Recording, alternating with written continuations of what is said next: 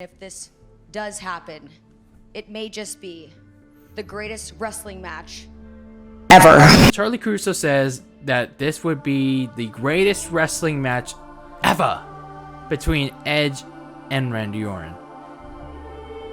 So we're just gonna forget Undertaker versus Shawn Michaels at WrestleMania 25. We're gonna forget Bret Hart versus Steve Austin at WrestleMania 13. Whoever came up with this marketing tagline, they should go, because this is a slap to the face to all the GOAT matches that preceded this. I don't know why WWE has been marketing it as if it's gonna be the best all-time greatest wrestling match in the history of professional wrestling.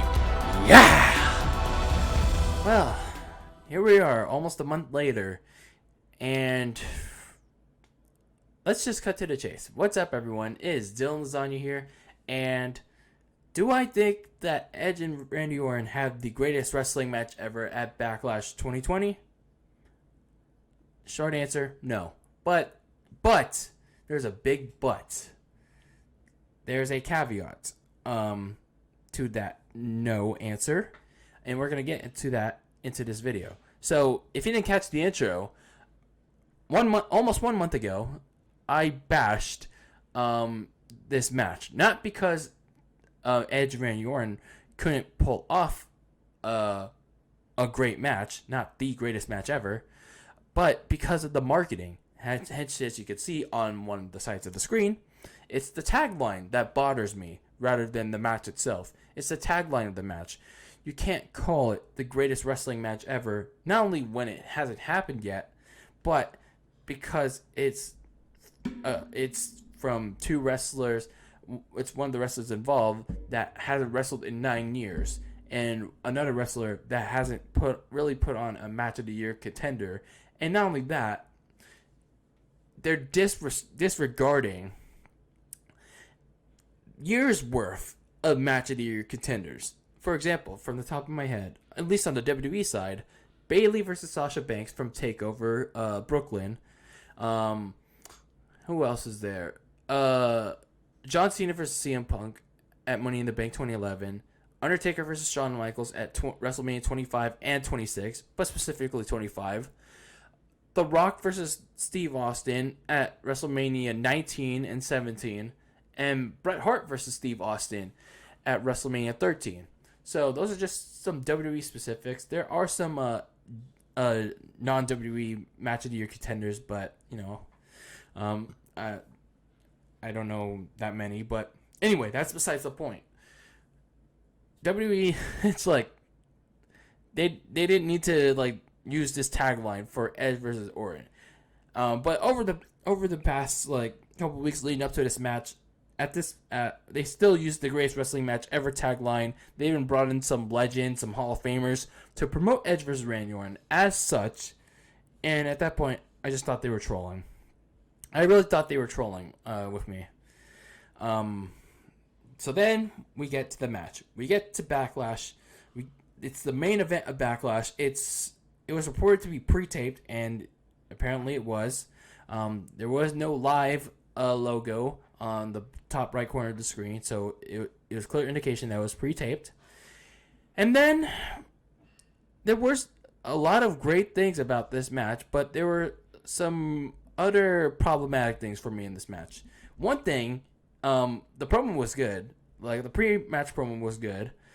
It kind of hyped me up for a little bit, but the theme song.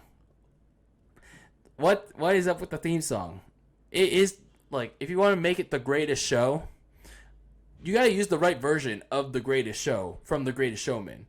Don't give me that Panic at the Disco crap. Give me the real version. Give me that Hugh Jackman, Zac Efron, and I think he's Zendaya. I forgot who was in The Greatest Showman. Give me that version of The Greatest Show. Come on, WWE. It's that simple. You know damn well that version of The Greatest Show is much better than the movie version of The Greatest Show is better than Panic at the Discos. But that's just my opinion. But anyway, we get to the actual match, and quickly I noticed, this is from both the first and second go around, because I watched this match twice, the artificial crowd noise. And at first I didn't find it problematic because I focused on the match at hand. But on the second go around, I found it like throughout, like as the match progressed, I found it to be really problematic because the boos or the oohs and ahs or the this is awesome chants, it didn't really line up or sync well with the performance center trainees or the non NXT TV talent.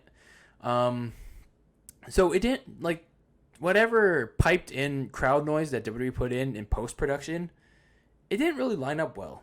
It really didn't, and I don't know why they decided to do it.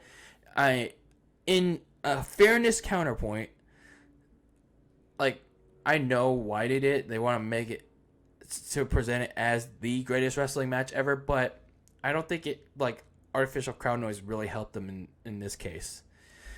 I do want to add on a positive note, like, the use of, like, archival Howard Finkel audio.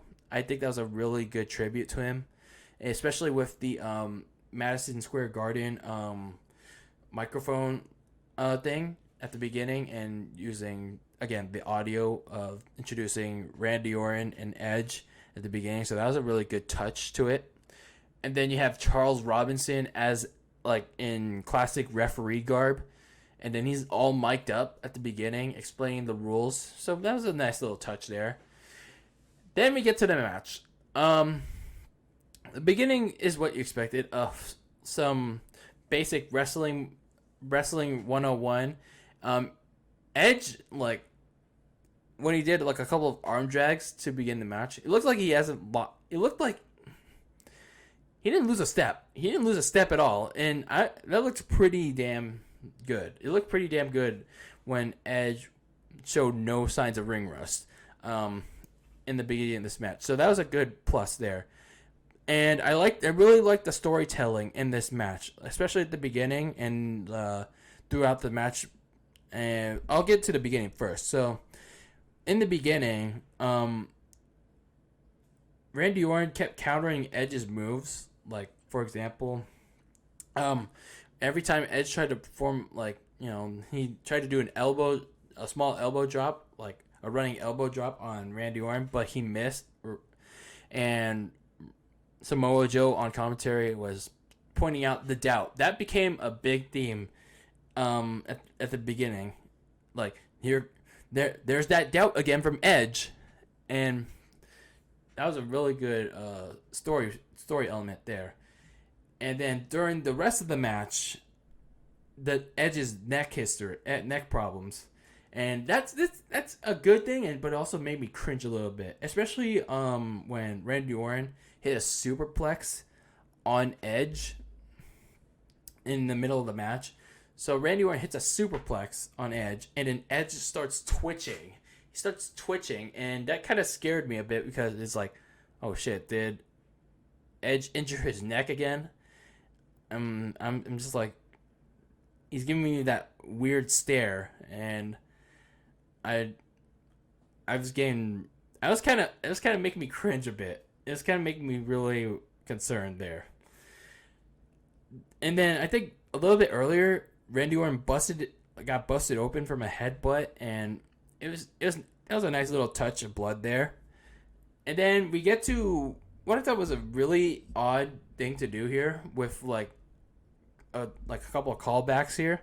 So Randy Orton and Edge traded like some legendary like finishers from the past. Like Randy Orton hit an angle slam on Edge, and then Randy Orton also hit a pedigree, and then Edge hit a kill switch. I mean, the kill switch made sense. Or sorry, the unprettier, as some people like to call it, the unprettier / kill switch on Randy Orton. I think that was the one that made sense because Christian was giving Edge a pep talk on the Peep Show days prior, and then Edge hit a rock bottom on Randy Orton, so all for a 2 count. And then we get to the climax of the match where Edge tries to hit a spear, but Randy Orton counters, and then both men trade like an RKO and a spear to each other for 2 counts. And then this is where we get to a really interesting point, like the end. Like the end of the match was really where like I thought was really well done. So they get to the end, and Randy Orton tries to punt Edge, and he tries to punt him, but Edge locks him into the anti-venom, it's like his new choke submission hold. But Randy Orton hits a low blow that the referee can't see him. So I think Randy Orton knees him in the gut, so that the referee can't see what Randy Orton hit a low blow. And then Randy Orton quickly hits the punt. He kicks a field goal on Edge, and then wins it dirty. So in retrospect, Randy Orton may have won the match, but he lost moral high ground. So any moral high ground that Randy Orton had in that match, it's gone. It's gone. And then what also sucked even more for Edge was that he was injured during this match, so that was very unfortunate for him.